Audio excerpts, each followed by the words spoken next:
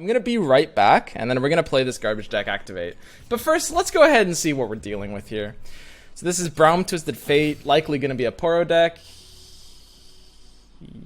It's a Bubble Bear kind of. Okay, sure, why not?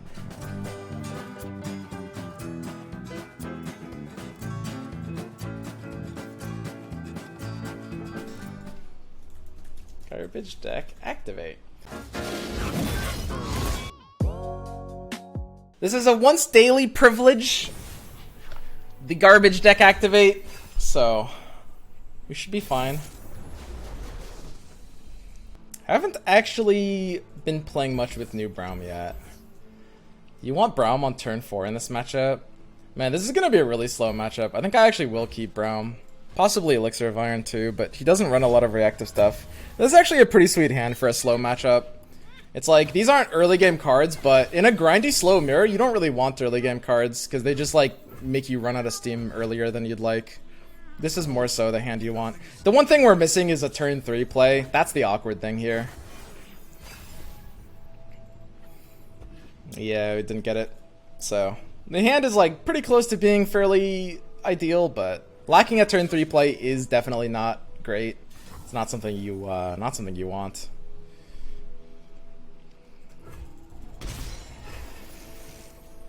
Yeah, I think we just can't press any buttons here, really.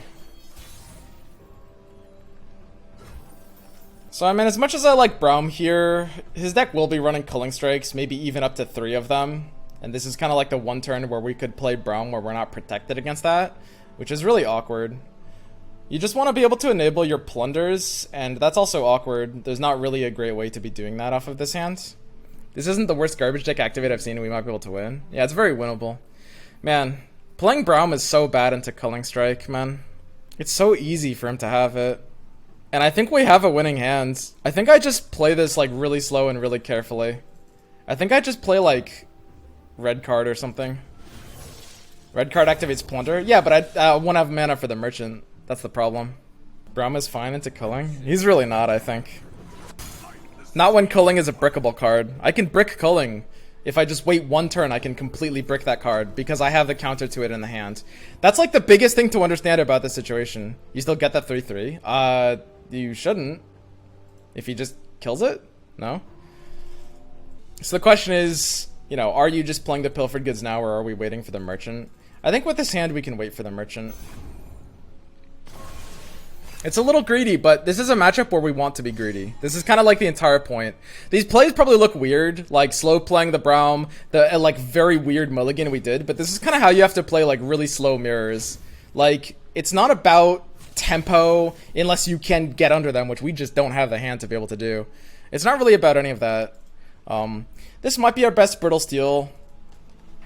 Our Braum wants to be played on the offensive turn so we can Fury to break Culling on the offensive turn for value, which means we don't need the 8 mana right now, which means Brittle Steel is looking fine. I think this is kind of like the best Brittle Steel we're getting, really.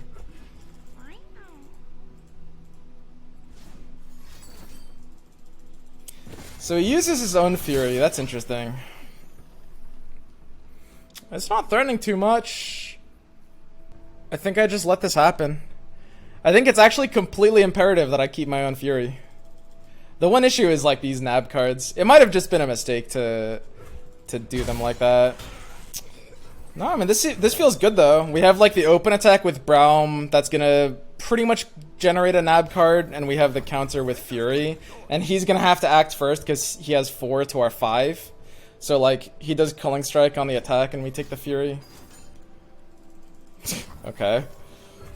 Yeah, this feels great.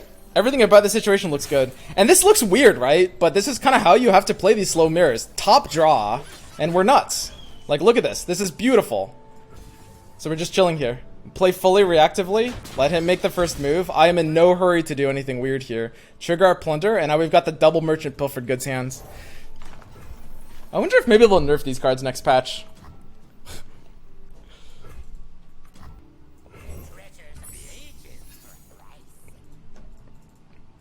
I don't know. You can't really come back from this.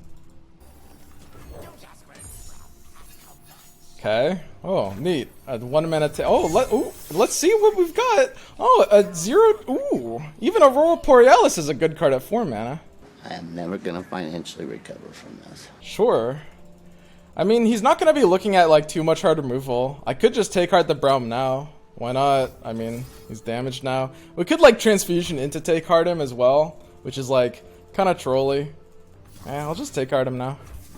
It's just like more flexible. But yeah, just by playing safely, like when you look at how this is all played out, you know, he doesn't have aggression, so we are not, you know, we're not trying to play for the early game. We're just trying to set up so we have maximum. Ooh, that's a good draw, man, with Riptide next turn too. That's an amazing draw, actually.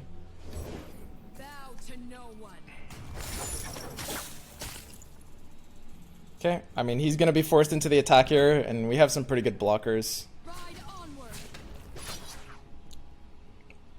So, I mean, I can threaten the Sejuani by making the Braum really big.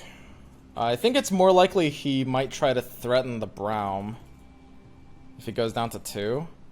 Like, here's an interesting situation. The Braum is 4 out of 10, which means I actually really want him to level up. I want him to take 6 damage here. The only way he can take 6 damage this turn is if I transfusion and damage him, but if I transfusion and damage him, then I can't buff him with the same transfusion.